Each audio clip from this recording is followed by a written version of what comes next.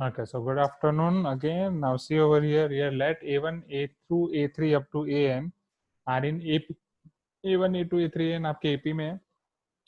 A3 plus A7 plus A11 plus A15 is 72. Okay. Then the sum of first 17 terms is equal to. Okay. तो first 17 terms के हमारे पास formula तो है, वहां से हम कर सकते हैं, बट उसके लिए हमें क्या चीज चाहिए होगी? For that we need to know values of a and n, isn't it? पहले मुझे ये बताओ कि 17 टर्म्स का अगर मुझे फाइंड करना है तो मैं कैसे फाइंड कर सकता हूँ? How I can find sum of first 17 terms? What is the formula? S n for AP, बोलो. और should I write with black? n by 2 into हाँ, n yes, plus n by 2 into a plus l. Okay, next. और दूसरी formula? 2a plus n minus 1 into d. वही, मतलब l की value रख दिया मैं 2a plus n minus 1 into d. हाँ चलो, अब यहाँ पे हमारे पास क्या है? 17 टर्म्स का चाहिए. तो S17 should be n by 2. n is 17 or not? और ये आपका हो जाएगा A1 plus A17, right? First term is A1 and last term is A17. यहाँ पे आपको दिया है A3 plus A7 and A11 plus A15. तो इसका कुछ मतलब निकाल सकते हो? A3, A11, A15, A7. और यहाँ से आपको ये पता है ये फॉर्मूला कहाँ से डिराइव हुई थी? ये फॉर्मूला कहाँ से डिराइव हुई थी? मतलब ये जिन्होंने डिराइव की थी, ये कैसे डिराइव की थी? क्योंकि वो जिस तरीके से डिराइव हुई थी ना, उसका राज इसमें है, उसका राज इसमें यूज होगा. हाँ सर, हाँ, वो हाँ, उन्होंने सपोज अगर उन्होंने उसकी वैल्यू डाल दी, ए अगर फर्स्ट टर्म है तो a हाँ, प्लस एल, एल की सपोज एल अगर 20th टर्म है हाँ. तो a प्लस 19 d और a plus 19 d A plus और A n plus 19. में क्या है 20 टर्म्स. हाँ. तो हमें पता चल रहा है कि 2a प्लस n माइनस 1 के फॉर्म में, यानी 20 माइनस n दैट इज 19. अच्छा, नहीं देखो एग्जैक्टली उन्होंने क्या किया था. शैतानी बहुत करते थे वो क्लास में, तो बच्चों को शांत रखने के लिए क्लास टीचर ने उनको एक ये दिया कि आप 1 से 100 तक के सभी नंबर्स का सम फाइंड करो. ठीक है. क्लास टीचर ने उनको ये काम दिया. अब बच्चा बहुत शैतान था, तो वो होते हैं ना जो आलसी लोग होते हैं, वो बहुत क्रिएटिव होते हैं. क्यों? क्योंकि उनको ये काम बहुत जल्दी खत्म करना है, फिर भागने जाना है. तो जो सीरियस होंगे वो इधर 1 plus 2 3, 3 plus 3 6, 6 plus 4 ऐसा करके प्लस करते जाएंगे. वो लोग शॉर्टकट ढूंढने की कोशिश करेंगे. तो उसने क्या नाम दिया? सपोज इस पूरे सम का टोटल है s. अब इसी को इसने उल्टा लिखा, 100 प्लस 99 प्लस 97 अप टू 1. तो ये भी तो आपका s होगा. अब यहाँ पे उसने क्या सोचा कि अगर मैं हर एक टर्म का एडिशन कर रहा हूँ तो ये 100 प्लस 1 101 हो रहा है, ये भी 101 हो रहा है, इजंट इट? 99 प्लस 2. ओके. ये 97 नहीं, इधर पहले 98 आएगा, माय मिस्टेक. सो ये पहले आपका 98 आएगा. सो 98 प्लस 3 आपका क्या हो रहा है? 101. इस तरीके से सारी टर्म्स 101 ही होगी, राइट? और टोटल कितनी टर्म्स है? 100. s plus S 2s. सो ये 2s आपका हो जाएगा 101 इंटू 100, राइट? तो ये आपका हो जाएगा 2 into 50. It is 5050. So s is 5050. तो moral of the story, first term और लास्ट टर्म का जो समेशन है वही सेम सम हो रहा था सेकंड टर्म और सेकंड लास्ट टर्म का, थर्ड टर्म और थर्ड लास्ट टर्म का. ओके. तो ये यहाँ से आपकी फॉर्मूला हुई a प्लस एल. उसको आप n टाइम्स कर रहे हो तो s is your n by 2 a plus L. यहाँ से फॉर्मूला है, ये पता चला? ओके. वही सेम चीज यहाँ पे काम आएगी, समझना. तो यहाँ पे फर्स्ट टर्म और 17 टर्म का जो सम है वही सेम सम होगा सेकंड टर्म और सेकंड लास्ट टर्म, मतलब A2 और A16 का, या नहीं? ओके. यहाँ से from this concept A1 plus A17 जो है वही आपका A2 प्लस A16 होगा, वही आपका A3 प्लस A15 होगा. Are you getting my point? Okay. तो और यहाँ पे आपको वो दिया गया है A3 प्लस A15. उसी तरीके से आपका सेम सम होगा A7 प्लस A11. आप कैसे चेक कर सकते हो? 11 प्लस 7 18, 16 प्लस 2 18, 15 प्लस 13 3 18, 17 प्लस 1 18. क्या पहले ये चीज क्लियर हुई? Please give me some response. Okay, तो a1 प्लस a17 मुझे यहाँ से डायरेक्टली मिल सकता है, right. Suppose a1 plus a17 मेरा x है, तो ये सारी चीजें x होंगी, a3 प्लस a15 x, और a7 plus a11 x, so x plus x is 72, तो x आपका हो जाएगा 36। x अगर यहाँ पे मैं 36 रखूंगा तो s17 मेरे पास हो जाएगा 17/2 इंटू 36, 18 टू जा 36, सो s17 आपका हो जाएगा 18 into 17,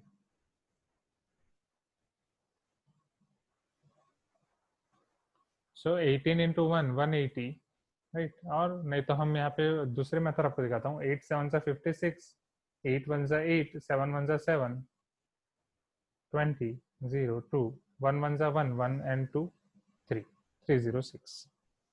okay, this is your final answer. Is it clear ना? ये डाउट क्लियर हो गया यहाँ पे? हाँ, ये अच्छा है। अभी वन नोट की वजह से एक एक पेज में आप एक एक डाउट भेजोगे तो ऐसे आसपास ही हो जाएगा ऐसे, ठीक है। और इसकी लिंक शेयर की है मैंने, ये वन नोट वाली लिंक शेयर की मैंने आपके साथ।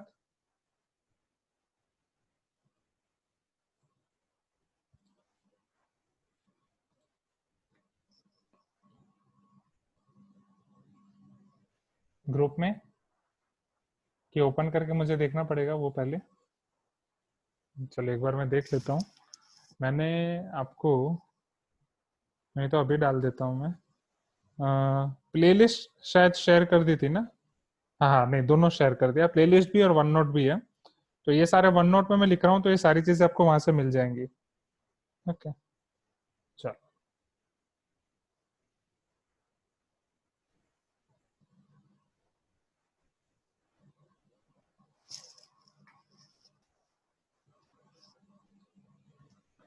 चलो नेक्स्ट क्वेश्चन नंबर 12।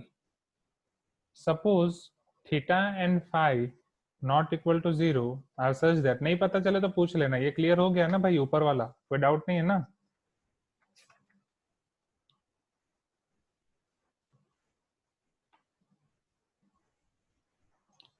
चलो अब थीटा एंड फाई वाला देख लेते हैं। So suppose theta and phi are such that sec theta plus phi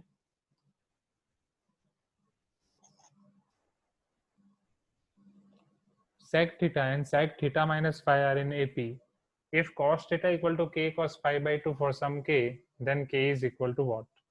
चलो ठीक है, इसको ढूंढने की कोशिश करते हैं। समझ रहे हैं यहाँ पे?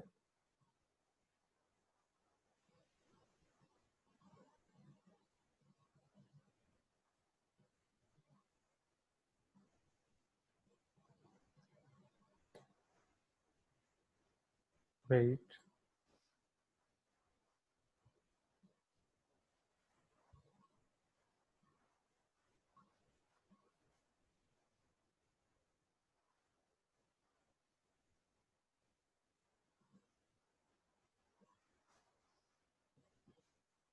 Okay.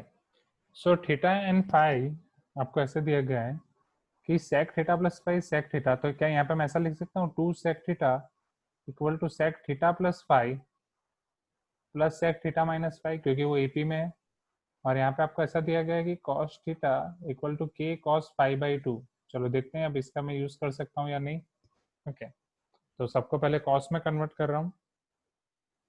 2 divide by cos is equal to 1 divide by cos theta plus phi plus 1 divide by cos theta minus phi. So therefore 2 by cos theta, ये आपका हो जाएगा cos theta minus phi, sorry, plus cos theta plus phi divide by cos theta plus phi into cos theta minus phi. अब अगर आप यहाँ पे formula रखो, इसको सिंप्लीफाई करो, राइट, तो अब इसके आगे का सिंप्लीफिकेशन ऊपर कर रहा हूँ। So therefore 2 divide by cos theta is equal to, now c plus c, it is your 2cc or not? okay, 2 cos theta cos phi, simplify करोगे तो यही आएगा, because 2 cos theta cos phi को simplify करोगे 2cc c plus c, cos theta plus phi cos theta minus phi, नीचे cos ax plus y cos x minus y, उसकी formula है cos square x minus sin square y, तो वो आपका होगा cos square theta minus sine square five. Okay, cos square x minus sine square five. Is it clear? पहले अब आपको k की वैल्यू पूछी गई है, ठीक है, तो पहले थोड़ा और सिंप्लीफाई कर देते हैं।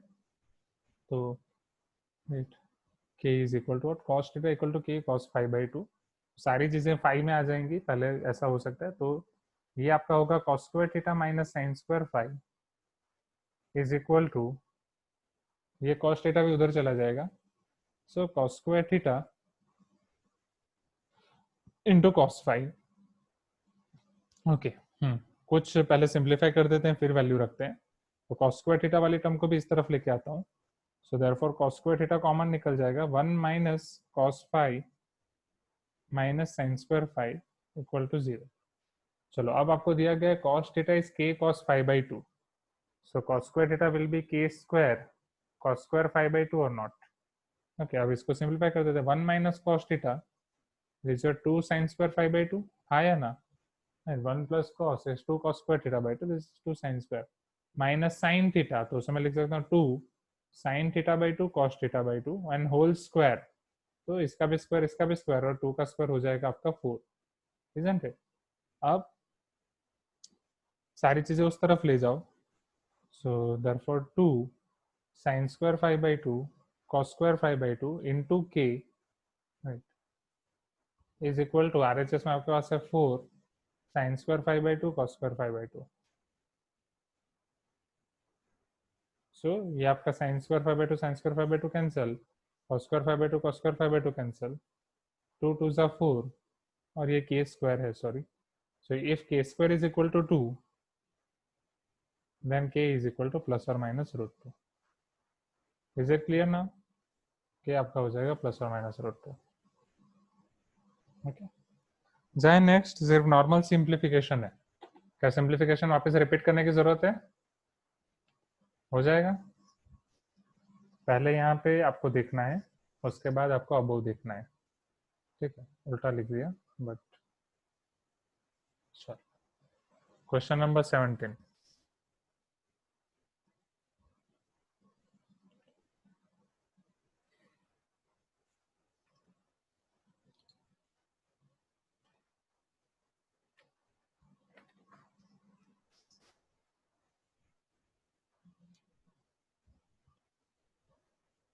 देख लो, पक्का रिपीट करना नहीं है ना? Okay, so if the coefficients of rth, r plus 1th and r plus 2th terms in the binomial expansion of y plus y whole to the power m, तो बाइनोमियल एक्सपेंशन भी आपको पूरा याद होना चाहिए। बाइनोमियल एक्सपेंशन अच्छे से याद है, r in ap then m and r satisfy the equation। तो m and r आपका कौन सा इक्वेशन सेटिस्फाई कर रहे हैं वो हमें देखना है।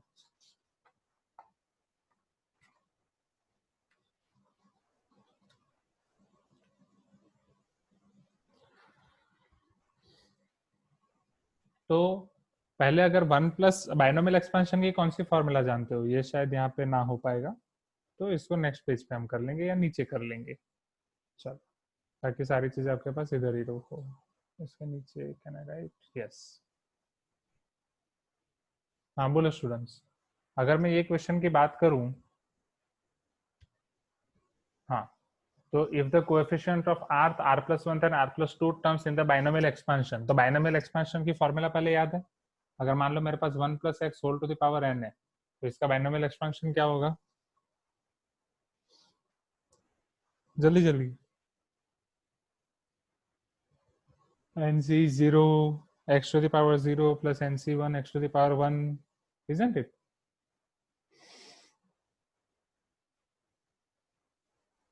nc2 x to the power 2, ncr x to the power r और ncn x to the power n। Is it clear?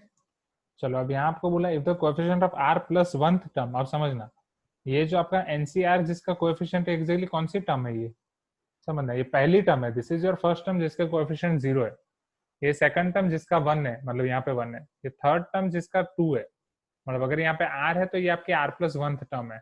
Okay, ये सारी चीजें आपने याद रखी होंगी, ओके, जो आपने बाइनोमियल पढ़ा था। तो यहाँ पे x की जगह y है तो y होगा।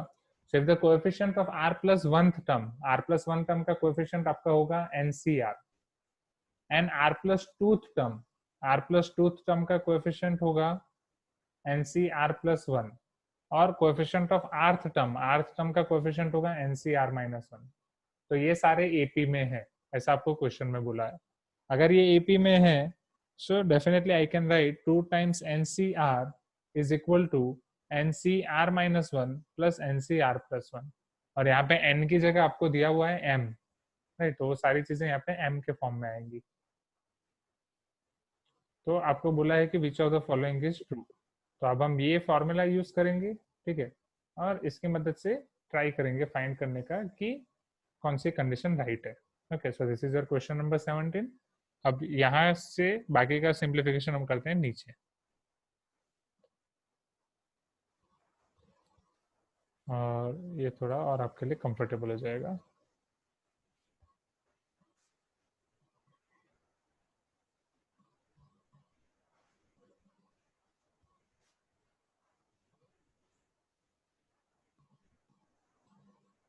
ओके, चलो MCR की फॉर्मूला क्या है, ये भी आपको याद ही होगी. सी NCR is equal to n factorial divided by n minus r factorial into r factorial or not. So this will be 2 times m factorial divided by m minus r factorial into r factorial is equal to m factorial divided by m minus r plus 1 factorial into r minus 1 factorial plus m factorial divided by m minus r minus 1 हो जाएगा ना अब. Okay, और यहाँ पे आपका हो जाएगा r plus 1 factorial. ओके, चलो तो सबसे पहले तो m फैक्टोरियल वहां से कॉमन निकलेगा, तो m फैक्टोरियल तो आपका कैंसिल. चलो अब r factorial, r minus 1 factorial, r plus 1 factorial, इन सब में आपका कॉमन क्या है? आई थिंक r माइनस 1 है सभी जगह. तो पहले r माइनस 1 को मैं कैंसिल कर सकता हूँ, कैसे समझना. तो ये r फैक्टोरियल को मैं ऐसा लिख सकता हूँ r into R minus 1 factorial, ये as it is. r plus 1 को मैं क्या लिख सकता हूँ, r plus 1 into R minus 1 factorial. तो r माइनस 1 इधर से भी कैंसिल, इधर से भी कैंसिल, इधर से भी कैंसिल. समझ रहे हो ना टाइम कैसे बचाना है. फिर ये m माइनस आर प्लस 1 है, इसके बाद वाली टर्म क्या आएगी फैक्टोरियल में, ये m minus r plus 1 into m minus r, एक कम हो जाएगा, फिर वापस एक कम हो जाएगा, m minus r minus 1 factorial जो यहाँ पे है. तो इसको भी एक कम कर लेंगे, तो ये आपका हो जाएगा m minus r into m minus r minus 1 factorial. तो ये भी तीनों जगह से कैंसिल. तो फैक्टोरियल वाली सारी टर्म्स कैंसिल. अब बचा क्या, तो यहाँ पे बचा है 2 न्यूमिनेटर में, डिनोमिनेटर में m minus r into r, तो उसे r into m minus r लिख रहा हूँ. यहाँ पे क्या बचा है मेरे पास न्यूमिनेटर में,